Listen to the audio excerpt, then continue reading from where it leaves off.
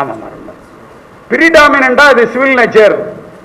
எப்ப 17, 18, 19, 20 உத்தரவு போட்டு பிரீச் ஆஃப் ஆர்டர் ஆகுதோ அப்பதான் இது கிரிமினலா மாறுது அப்படின்னு மிக தெளிவான உத்தரவை இந்திய உச்ச நீதிமன்றம் குப்பனரெட்டி கேஸ்ல சொன்னிச்சு. இது பிரச்சனையில இருக்கும் போதே சென்னை உயர் நீதிமன்றத்தில் பத்மாண்ட அரசுல சென்னை உயர் நீதிமன்றத்தில் நீதியரசர் ஐயா ஆனந்த வெங்கடேஷ் ஐயா அவர்கள் இதே கருத்தை தான் அவரும் சொன்னார். குப்பனரெட்டி கேஸ்ல இது சிவில் பிரிடாமினா சிவில் நேச்சர்னு சொல்லிட்டாங்க.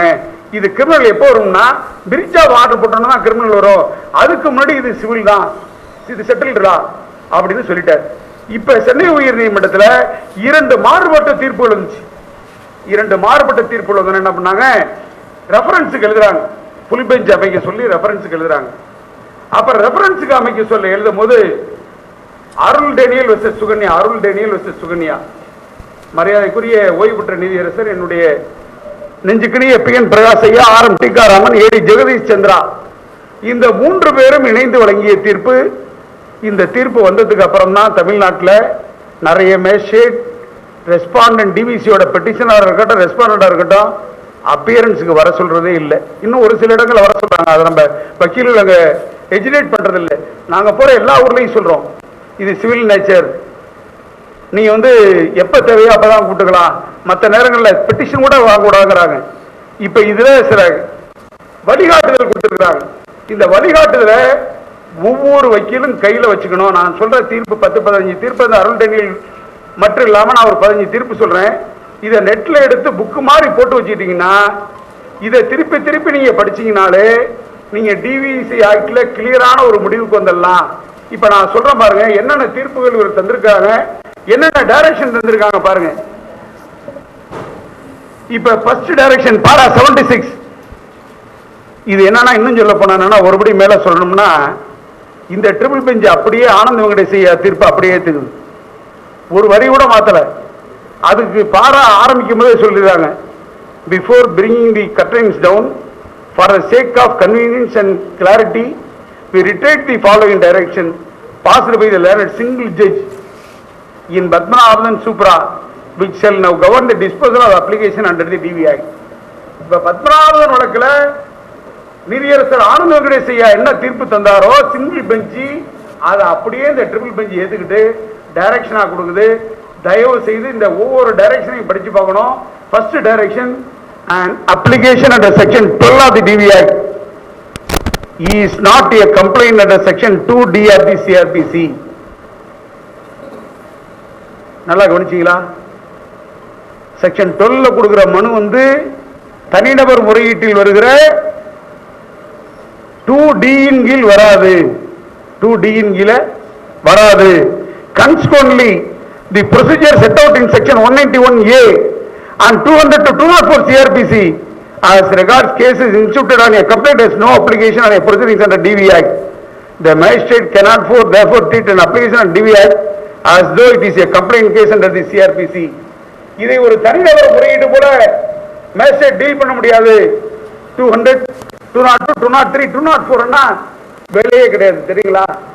அடுத்தது என்ன சொல்றாங்க பாருங்க, application under section 12 shall be set out in the form 2 of DVC rule 2006 as nearly as possible thereto in case interim expert orders are sought by the aggrieved person under section 23 subclause 2 of the Act and affidavit contemplated under form 3 shall be shown.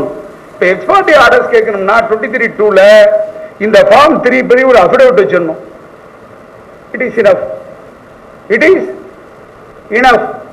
இப்போ இது private complaint மாதிரி deal பண்ண முடியாது. அடுத்தது பாருங்க, the magistrate shall not issue summon under section 61 CRPC. இப்போ magistrate போடுறது பிரிவு 61 கீழான அழைப்பானை அல்ல. அப்ப என்னங்க, அப்ப அடுத்து சொல்றாங்க பாருங்க, in proceedings under section 4th of DV Act instead of magistrate shall issue notice for appearance which shall be set out number form 7 abundant in the DV rules 2006. Service of such notice shall be in the manner prescribed under section 13 of the Act and rule 12(2) of the DV rules and shall be accompanied by a copy of the petition and affidavit if any. Notice oda copy of the petition o affidavit oda protection officer hearing a within 3 days போட்டு serve பண்ணிடுவார். அடுத்தது பாருங்க, the personal appearance of the respondents, நல்ல வார்த்தையை கவனிக்கணும்.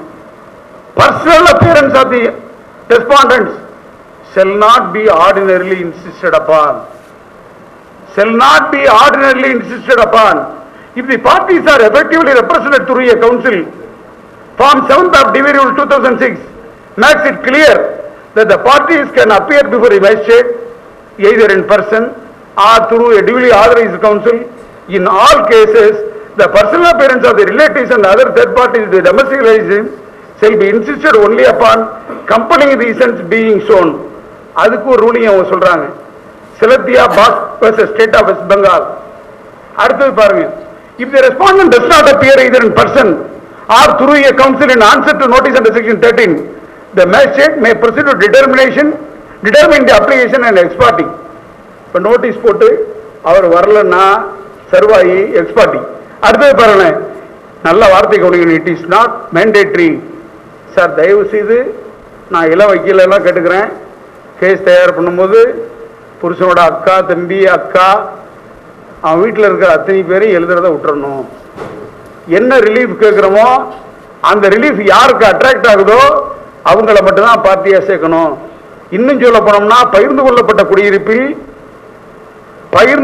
குடியிருப்பில் குடும்ப வன்முறையில் யார் ஈடுபட்டார்களோ அவரை தான் நம்ம பார்ட்டியாக சேர்க்கணும். தெரியுங்களா? எல்லாரையும் சேர்த்தீங்கன்னா மேஜிஸ்ட்ரேட் எடுத்துக்கணுங்கிற அவசியம் கிடையாது. நல்லா படிக்கிறேன் கேளுங்க. It is not mandatory for the magistrate to issue notice to all parties arrayed as respondent in an application under section 12 of the Act.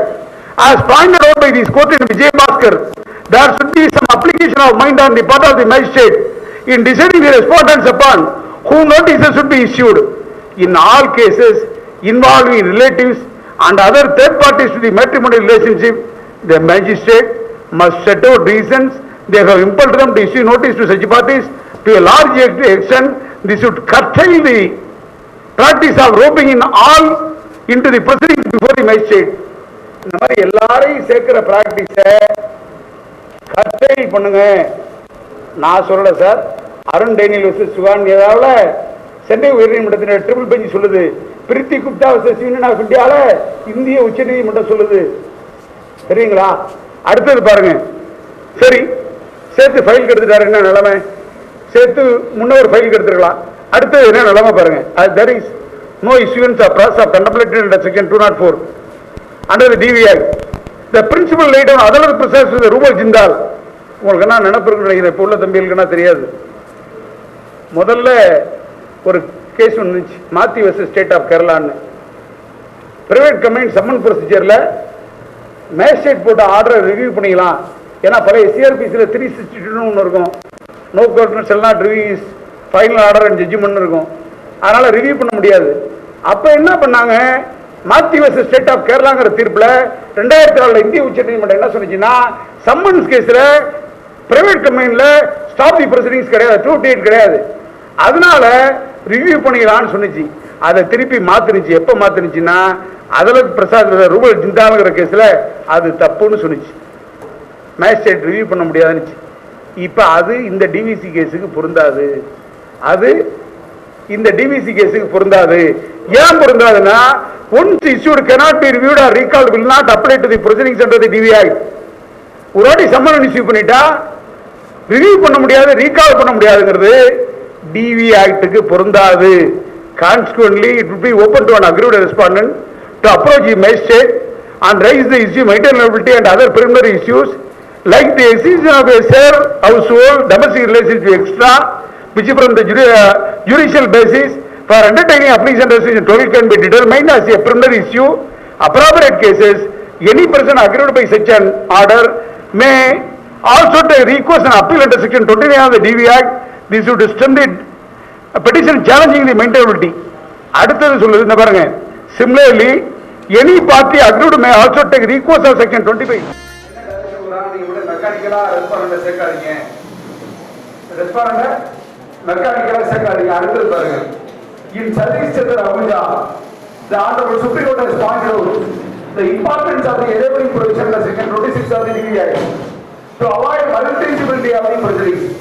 Hence, the release under section chapter 4 of can also be claimed in a pending proceeding before a civil criminal or family court as a counter claim. நம்ம இது யாராவது பண்றோமா? எனக்கு தெரிஞ்சு counter கிளைமா ஒருத்தர் கூட கேட்கறது கிடையாது சார். ஒருத்தர் கூட கேட்கறது கிடையாது சார். நம்ம என்ன பண்றோம்? ஒரு HMIக்கு வந்தாலே ஒரு டிவிசி ஆக்கிடுறோம், ஒரு டிவிசி ஆக்கிடுறோம். இப்ப டிவிசில ரெஸ்பான்ஸ் நம்ம பேரும் போது இந்த 26 ஏன் ஃபாலோ டிவிசில சார் கிளைண்ட் காசு கொடுக்கடா சார், தனி கேஸா கூட தான் காசு கொடுப்பான். நீ நல்ல வைக்கலா நடந்தோ போய் தானா நம்பும். நீ நல்ல வைக்கலா நடந்துக்க நான் சொல்ற தம்பி இருக்கலாம். அதனுடைய அறிவுரை, இந்த வக்கீல் நாணயமானவன்டா, சத்தம் போடுவான், நம்மளை கவனம் பண்ணி விட்டுருவான், ஆனா ஒருபோதும் தப்பு பண்ண மாட்டான் அப்படின்னு பேர் எடுத்துட்டா பை தானாக இருக்கும். ராத்திரிக்குள்ள இறைவன் 10,000 20,000 பை கொண்டு வந்து வச்சிருவான். நீ யாரையும் தேடி போகணுங்கிற அவசியம் கிடையாது. போலீஸ் பின்னாடி சுத்தணும், கேஸ் பிடிக்கணும், எம்சிபி வீட்டுல போய் உப்புக்கு ஓன்னு அழுகிறோம் சார். எங்க ஊர்ல ஒருத்தன் அடிபட்டு போயிட்டான், தஞ்சாவூர் ஆஸ்பத்திரியில் இருந்திருக்கான். அவன் விவரமான பையன், அந்த வக்கீலோட தான் பழகி எல்லா வக்கீல்லையும் கார்டு கொடுத்துருக்காங்க, வாங்கியிருக்கான். கூட அழுதுக்கான், எல்லாத்தையும் ரொம்ப கஷ்டப்படுறேன் சார், ஏதாவது இருந்தால் கொடுத்துட்டு போகன்றான். உடனே இவன் நம்மகிட்ட தான் கேட்டு போடான்ட்டு 20,000 20,000 சொல்லி எல்லாம் கொடுத்தேன். எல்லாருக்கும் உட்காந்து கேட்டு போட்டான். ஆமா சார், கேட்கிறவங்க தான் 20,000 20,000 பணம் வாங்கிட்டு உட்காந்து கேட்டு கொடுத்துருது சார். ஏன் வந்து சொன்னா சார், சார் நான் காம்பன்சேஷன் போட போறது கிடையாது, ஏன்னா வக்கீலுக்குள்ள அடிதடி சண்டை வந்துடும். எல்லா வக்கீலும் சேர்ந்து எனக்கு கிளைம டொனேஷனா கொடுத்தாங்க. நான் எல்லாருக்கும் நன்றி தெரிவிச்சு கடை வைத்தேன். எல்லாருக்கும் நன்றி தெரிவிச்சு நான் கோர்ட்ல வாங்குற அமௌண்ட ஆஸ்பத்திரியில வந்து என் மேல அக்கறையா பார்த்து எனக்கு பையில வச்சுட்டு போனேன். அண்ணனோருக்கு நன்றி, சத்தியமுக்கு நன்றி. நான் விளையாட்டுக்கு சொல்றேன், இப்ப நிலைமை அதான் நடக்குது. நிலைமை அதாங்க, விவரமா கிளைந்து மொத்தமா அடிச்சு போயிடலாம் தெரியுங்களா? இப்ப பாருங்களேன், இப்ப நீங்க இந்த 26 பாருங்க. இப்ப 26 யாரா படிங்க, 26 படி எவ்வளவு டக்குன்னு படிக்கணும். 26 படிங்க. Section 26. Relief in other suits and legal proceedings. Subsection 1. Any relief available under section 18, 19, 20, 21 and 22 may also be sought in any legal proceeding before இது பாஸ்க்கு வராதீங்க, 227 மெயின்டெனன்ஸ் மட்டும் வாங்க, மற்றதுக்கு வராதீங்கன்றாங்க. இது வந்து இந்த தீர்ப்பு டொமஸ்டிக் வயலன்ஸ்ல பிராக்டிஸ் பண்ற எல்லாருக்குமே இருக்கும். இப்ப அடுத்த ஒரு முக்கியமான தீர்ப்பு சொல்ற சார், சார் நீங்க எல்லாரும் என்ன நினைக்கிறீங்க, தீர்ப்பு கொடுக்க படிக்கிறது கிடையாது. ரஜினேஷ் வெர்சஸ் நேகான்ற ஒரு தீர்ப்பு இருந்துச்சு. இந்த தீர்ப்பு வந்து எல்லாமே என்ன நினைச்சிருவோம் சார், இந்த தீர்ப்பு தானே சார், அது இந்த லைபிலிட்டி அண்ட் அசெட் கூட சொன்ன தீர்ப்பு தானே சார். ரொம்ப பேரோட புரிதல் அப்படிதான் இருக்கு, ரொம்ப பேரோட புரிதல் அப்படிதான் இருக்கு. தயவு செய்து டிவிசி கேஸ் நடத்தணும், குவாண்டம் ஆஃப் மெயின்டெனன்ஸ் நம்ம எப்படி வாங்கணும், என்னென்ன பெட்டிஷன்ல சொல்லணும், எதெல்லாம் சொன்னா நமக்கு பணம் கிடைக்கும், கேஸை ஜெயிக்கிறது எப்படி, கிண்டல் மேரேஜ் ஆக்ட்ல ஒரு ஜீவனாம்சம் கேட்பாங்க, என்னென்ன ப்ரொவிஷன்ல ஜீவனாம்சம் இருக்கோ அதுலையும் கேட்பாங்க. இப்ப இதெல்லாம் அவங்க டிஸ்க்ளோஸ் பண்ணணும். இப்ப நம்ம முதல்ல 28 படிச்சு பாத்தீங்க, 28 சட்டத்திலே டிஸ்க்ளோஸ் பண்ணணும்னு சொன்னாங்க பாருங்க. இப்ப கோர்ட்ல டிஸ்க்ளோஸ் பண்ணணும், டிஸ்க்ளோஸ் பண்ணா கோர்ட்டுக்கு தெரியும், புருஷனாரு டிஸ்க்ளோஸ் பண்ணிடுவாரு. இப்ப அதை மட்டும் இல்லாம பாருங்களேன், இது எதுக்கான இந்த தீர்ப்பு வந்துச்சுன்னா, first issue of overlapping jurisdiction. ஒரு கோர்ட்ல ஜீவனாம்சம் வாங்கிட்டு இன்னொரு கோர்ட்ல ஜீவனாம்சம் கேட்டா அதை செட்டப் பண்ணிக்கலாம், கொடுக்கூடாதுன்னு சொல்லல. எவ்வளவு அமௌண்ட் சரிங்களா? இது இந்த தீர்ப்பை ரொம்ப அற்புதமா டிஸ்கஸ் பண்ணிருக்காங்க. இந்த தீர்ப்பனா தயவு செய்து உங்க எல்லாரும் கையிலும் இருக்குது. இந்த பாருங்க, இதுல ஒண்ணுன்னா சொல்லிட்டு வர பாருங்க. இந்த பாருங்க, நான் காலத்தின் அருமை கருதி கேட்பேன். ஏன்னா கடைசி நேரத்தில் மணி 5:35 ஆயிடுது. ஏன்னா சகோதரிகள் எல்லாரையுமே அனுப்பிச்சு வைக்கணும். இப்ப பாருங்களேன், நான் அப்படியே டாட்டா தலைப்பு மட்டும் படிக்கிறேன் சார். ஒன்று வந்து ஓவர்லாப்பிங் ஜூரிஸ்டிக்ஷன். ஓவர்லாப்பிங் ஜூரிஸ்டிக்ஷன்னா அசெட் அண்ட் லைஃப் எவிடன்ஸ் போடணும். இன்னொரு முக்கியமான தப்பு நம்ம பண்றோம், என்ன பண்றோம்னா, இந்த தீர்ப்புல சொன்ன ஃபார்மை தான் அவிடவிட்டா பயன்படுத்தணும். இந்த தீர்ப்புல கடைசியில என்ஃபோர்ஸ் பண்ணிருப்பாங்க. என்ன என்ஃபோர்ஸ் பண்ணிருப்பாங்கன்னா, இது அஃபிடவிட் எப்படி இருக்கணும்னு ஒரு 12 பக்கத்துக்கு என்ஃபோர்ஸ் பண்ணிருக்காங்க. Enforce 1 and 2. இதை விட்டுட்டு அம்மா ஓன் ப்ரொசீஜர் சொன்னாங்களா, அது நீதிபதி சொன்னாங்க வந்து நமக்குதான் ஓன் ப்ரொசீஜர். எப்படி நமக்குதான் ஓன் ப்ரொசீஜர். இப்ப நான் அப்பீல் பேசுறேன், நான் என்ன சார் பேசுறேன், Rajini Neha not followed by me. ஒரே வரி திருப்பி கீழே போ. மார்க்ஸ் மட்டும் 6 பேர் வாங்கிடுவோம் சரிங்களா? இப்ப ரஜினி சர்சஸ் நேரா எதுக்கான ஃபாலோ பண்ணணும்னு சொல்லணும்னா, ஒவ்வொருத்தரும் அவசியம் படிக்கணும் சார் இந்த தீர்ப்பை. ஒண்ணு ஓவர் அடுத்தது என்னன்னா பேமெண்ட் ஆஃப் இன்டீரியர் மெயின்டெனன்ஸ். இப்ப டேட் ஆஃப் ஆர்டர்ல இருந்து போடுறதா, டேட் ஆஃப் பெட்டிஷன்ல இருந்து போடுறதா? டேட் ஆஃப் பெட்டிஷன்ல தான் போடுறோம். இப்போ ஒரு இன்டீரியர் மெயின்டெனன்ஸ் வாங்கிட்டு இருக்கான். இப்ப எப்ப போடுறது, எப்ப போடுறது? இதுக்கெல்லாம் வழி சொல்றாங்க, இதுக்கெல்லாம் வழி சொல்றாங்க. டேட் ஆஃப் ஒரு இன்டீரியர் மெயின்டெனன்ஸ் கொடுத்துட்டு இருக்கான், முன்னாடி வாங்கிட்டு இருக்கு, அவருக்கு எப்படி திருப்பி பெட்டிஷன் போட முடியும் சரிங்களா? இதெல்லாம் டிஸ்கஸ் பண்ணிருக்காங்க. Payment of interior maintenance. அடுத்தது பாருங்க, இன்ஃப்ளூசர் பாருங்க, குவாண்டத்தை எப்படி டிசைட் பண்றது? இப்ப குவாண்டத்தை எப்படி டிசைட் பண்ண முடியும்? இதை சொல்லணும் பாருங்க. குழந்தைகளுடைய படிப்பு சார், இன்னும் சொல்லப்போனா குழந்தைங்க டியூஷன் போதில்ல, அந்த டியூஷன் ஃபீ அப்பா தான் கொடுக்கணும். குழந்தை ஒகேஷனல் ட்ரைனிங் போது, கிரிக்கெட் விளையாட போது அகாடமிக்கு, பேட்மிண்டன் விளையாட போது அகாடமிக்கு, அதையும் அப்பா தான் கொடுக்கணும். இப்ப அதுக்கு நம்ம என்ன பண்ணணும்? தயார் பண்ணும்போது பில்லோட போடணும். தயார் பண்ணும்போது பில்லோட போடணும். நீங்க இல்ல டெஸ்டி கொடுக்கல, டெஸ்டி கொடுக்கறது நீங்க வடிவச்சு படிச்சல காமிக்கணும் இல்ல. இப்ப சீதன பொருளை திருப்பி கொடுக்கணும்னு கேக்குறீங்க, என்ன சொல்லணும்? என்னென்ன சீதன பொருள் அவர்கிட்ட இருக்கு லிஸ்ட். நீங்க அந்த பில்ல வாங்கினதுக்கான பில்ல உங்கள்கிட்ட கொண்டாந்தா, கல்யாணத்துல பொண்ணு போட்டு எல்லாத்தையும் கலைஞர் உட்காந்து அந்த போட்டோ, அப்புறம் நம்ம கொஞ்சம் தான் எடுப்போம், நமக்கு எல்லா ஜாமானையும் நிக்க வச்சு ஒரு போட்டோ, அந்த போட்டோ கிராமத்தார் விட்டு போட்டோ அப்படின்னு ஒரு செராக்ஷன் கொடுப்பான். செராக்ஸ் வச்சுட்டு அவனுக்கு ஒரு 65 ஒரு நோட்டீஸ் விட்டுட்டு செராக்ஸ் பாஸ் பண்ணிக்கலாம் சரிங்களா? இது மாதிரினா ஃபாலோ பண்ணாதான் நம்ம டிடிசி ஜெயிக்கலாம். நீங்க ரஜினி சர்சஸ் நேரா தீர்ப்பை வெறும் அசெட் அண்ட் லைபிலிட்டின்னு நினைக்காதீங்க. இன்னொரு முக்கியமான சொல்றேன், நீங்க சொன்ன டேட்டுக்குள்ள கவுண்டர் போடலன்னா டிஃபென்ஸை ஸ்ட்ரைக் அவுட் பண்ணிடலாம் சார். டிஃபென்ஸை ஸ்ட்ரைக் அவுட் பண்ணாங்க தெரியுமா? அதுக்கு சார் லாஸ்ட் சார்ட் நீங்க வச்சுக்கிட்டே இருக்கீங்க, கவுண்டர் போட மாட்டீங்க, அசெட் விட்டு போட மாட்டீங்க. கேட்டா பார்ட்டி வரல நீங்க. இது எதுக்காக சார் இயற்றப்பட்ட சட்டம்? சமூக பாதுகாப்புக்காக இயற்றப்பட்ட சட்டம். பெண்கள் கணவனாக கைவிடப்பட்டு குடும்ப உறவுகள் நடுரோட்டில் நிக்க கூடாதுக்கான இயற்றப்பட்ட சட்டம். இப்ப கோர்ட் பார்த்துட்டு இருக்குமா? பல வருஷம் நம்ம இருக்கிறத கோர்ட் பார்த்துட்டு இருக்குமா? இந்த பாருங்க என்ன சொல்லுது பாருங்க. ஓவர் இந்த பாருங்க, இதுல எல்லாமே டிஸ்கஸ் பண்ணாங்க பாருங்க. இது தம்பியெல்லாம் தெரியுதுக்காக சொல்றேன். குவாண்டத்தை எப்படி டிசைட் பண்றது பாருங்க. இந்த தீர்ப்புல para 84 1 status of the parties. Status of the பார்ட்டிஸ்னா புருஷன் 80,000 ரூபாய் சம்பளம் வாங்குறான், கொண்டாட்டி ஒரு கூலி ஒரு ஜவுளி கடையில போய் 10,000 ரூபாய் வேலை வாங்குறான். சார் மனைவி சம்பாதிக்குது, இவனா சொல்ல முடியுமா? அங்க என்ன ஸ்டேட்டஸ்? அங்க 70,000 ரூபாய் இடிக்குது. என்ன ஸ்டேட்டஸ்? ஸ்டாண்டர்ட் ஆஃப் லிவிங் 70,000 இடிக்குது. அப்புறம் என்ன கேட்கணும்? 40,000 ரூபாய் மனைவிக்கு சொல்லி அந்த 30 இங்கே கொடுத்துருங்க. அந்த 30 ஸ்டாண்டர்ட் ஆஃப் லிவிங் படி இங்கே கொடுத்துருங்க. Status of the parties. அடுத்தது பாருங்க, reasonable wants to the claimant. Reasonable wants to the claimant, the independent income and property of the claimant, the number of persons non-applicant has to maintain. யார் maintain பண்றாங்க? யாரு ரெஸ்பாண்டா இருந்தா கூட the number of amount should aid the applicant to live in a similar lifestyle as he is enjoyed in the matrimonial home.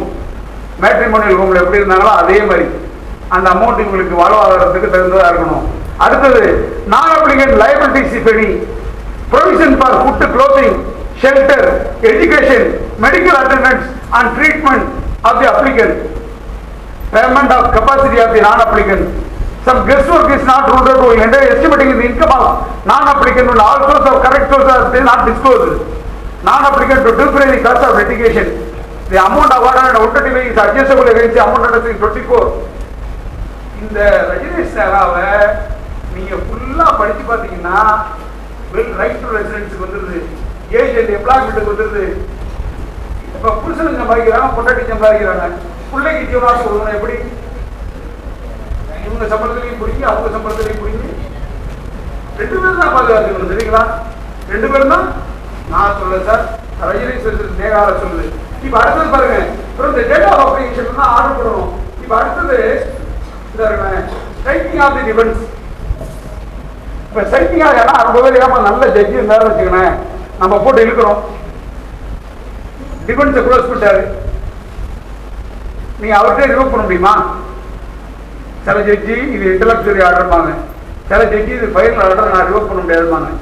அது இப்போ இன்டலெக்சுவரி ஆர்டரா final ஆர்டரா அப்படின்னு குழம்பி போறதுக்கு 6 மாசம் ஆயிடும். புரியுங்களா? தெரியுதா? இப்ப பாருங்களேன், some family courts have passed orders for checking of the events of the respondent, non payment of maintenance. இப்போ இன்டீரியர் மெயின்டெனன்ஸ் போடுறாங்க, கட்ட மாட்டேங்கிறாப்ல, கட்டணும்னா டிஃபென்ஸ் ஸ்ட்ரைக் அவுட் பண்ணலாம்ல.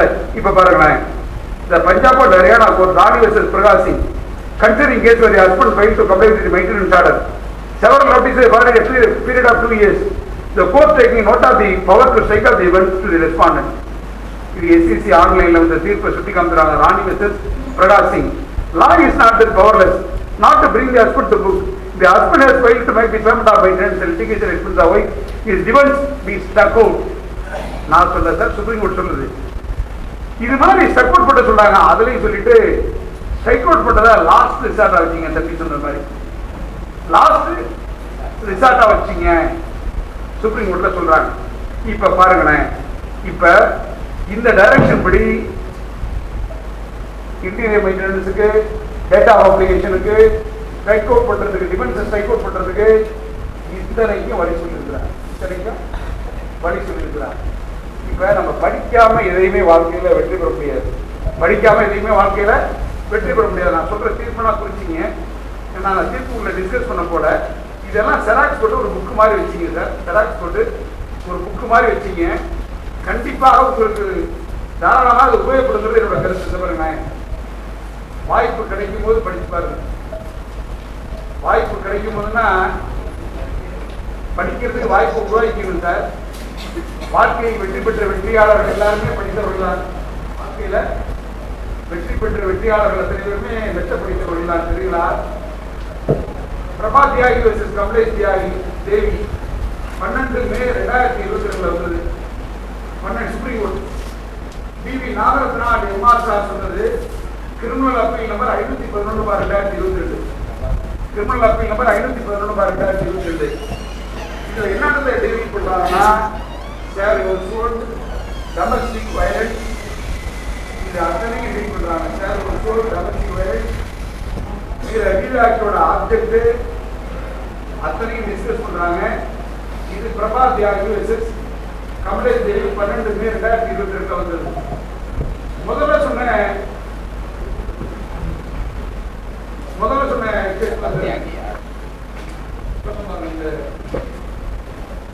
மணிக சகாயராய் சொன்னது 2020 3 Madras university 240.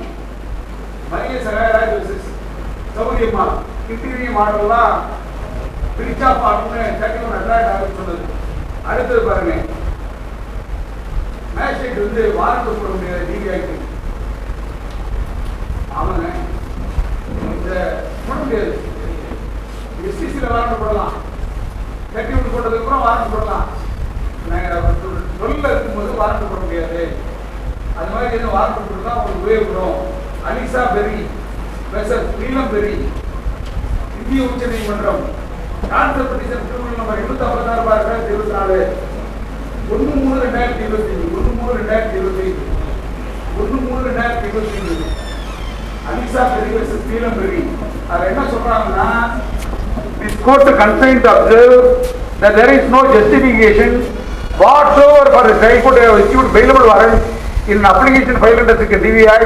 The proceedings under the DVI are quasi criminal proceedings which do not have any penal consequence except violation of breach of protection order அப்படின்னு சொல்லி முடிக்கிறாங்க. இப்ப அடுத்தது எஸ் விஜயகுமாரி வெர்சஸ் மௌனேஸ்வரச்சாரி. இது 2024 இந்திய உச்ச நீதிமன்றம் சொன்ன தீர்ப்பு. இது டொமஸ்டிக் வயலன்ஸுக்கு 25க்கு. அடுத்தது Inder Sharma versus V K Sharma. Inder Sharma versus V K Sharma 26 November 2013 வந்த தீர்ப்பு இது. இது வந்து எதுக்கு வந்ததுன்னா, இந்தர் சர்மா வந்த கேஸ் இதுவும் டிவிசியில் உள்ள எல்லா ப்ரொவிஷனையும் டொமஸ்டிக் வயலன்ஸ்னா என்ன, இதுல அலசி ஆராய்ஞ்சிருப்பாங்க. இதுல லிவிங் டுகெதருக்கு சில உதாரணம் சொல்லியிருப்பாங்க. லிவிங் டுகெதர்னா இப்படி இருந்தாலும் லிவிங் டுகெதர் அட்ராக்ட் ஆகும்னு சொல்லியிருப்பாங்க இந்தர் சர்மா கேஸ்ல. அடுத்தது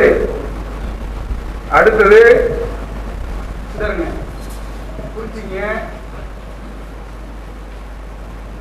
அர்னோத் Kumar Shah versus Union of India. இதோட தேவையில்லைதான். அல்ட்ரா வெர்சன் அறிவிப்பு ஒரு டிஸ்மிஸ் ஆனது. இதை குறிச்சிங்க. T Veluchamy versus T Pachaiyammal.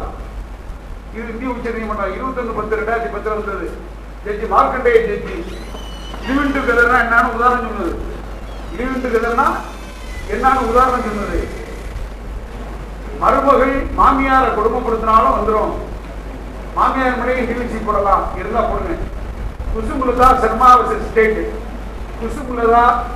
Latha Sharma versus state 2/9/2021 வந்தது. நியூ டெல்லியில ரிப்போர்ட் ஆன கேஸ். சரஸ்வதி வெர்சஸ் பாபு 25/11/2023 முன்மேவும் தன்மை கொண்டது வந்தது. அடுத்தது பாருங்க, இப்ப புருஷனும் இப்ப நல்லா கவனிங்க சார். ஒரே ஒரு உதாரணம் சொன்னா இதுக்கு நீங்க விளக்கம் சொல்லுங்க. தயவு செய்து ஒன்று அளவுக்கு டிவிசி கேட்டுருக்கீங்க, இதுக்கு எனக்கு சரியான விளக்கம் சொல்லணும். அண்ணன் தம்பி 2 பேரும் ஜாயிண்ட் ஃபேமிலியில ஒரே வீட்டில் வச்சுக்கிறான். 2 பேரும் திருச்சியில பெரிய கடை வச்சிருக்கான். பெரிய கடைனா மாசத்துக்கு ₹1,00,000 மேல வருமானம் வரக்கூடிய கடை. திடீர்னு அண்ணன் இறந்துடுறான் உடம்பு சரியில்லாம. 2 பேரும் ஒரே வீட்டில் வச்சுக்கிறான். ஒரே கடை 2 பேருக்கு சொன்னோம். இப்ப பொண்டாட்டி நடுரோட்டில் நிற்கணுமா, ஜீவனாம்சம் யார்கிட்ட கேட்கலாம்? தம்பிட்ட எப்படி கேட்கலாம்? சேர சொல்ல மட்டுமா? சேர விட்டுமா? பிசினஸ்ல பார்ட்னரு, வருமானம் வருது சார். கேஸ்லா புரிஞ்சுங்க சார். இந்திய உச்ச நீதிமன்றம் Ajaykumar versus Latha Sarthi and others. Sir அடுத்தது லிமிடேஷனுக்கு டிவிசிக்கு லிமிடேஷன் உண்டா?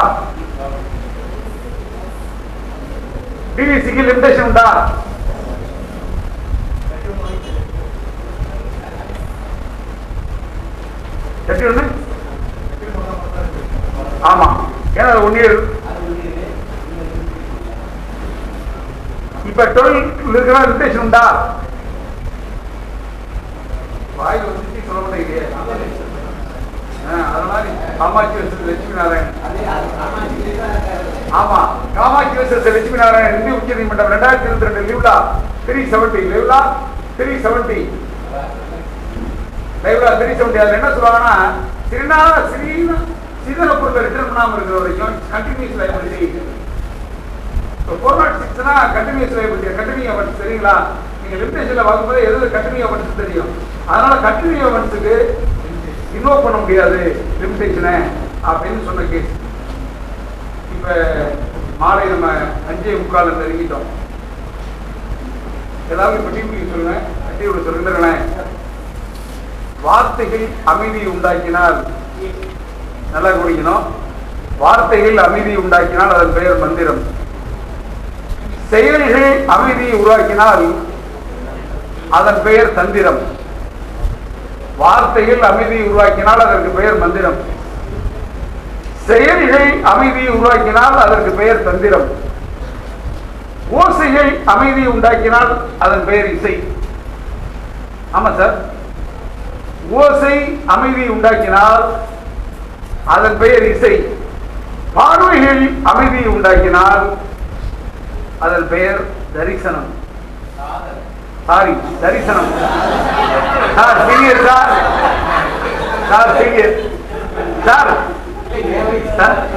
சார் பார்வையில் அமைதியை உண்டாக்கினால் அதன் பெயர் தரிசனம். அமரும் நிலையில் அமைதியை உண்டாக்கினால்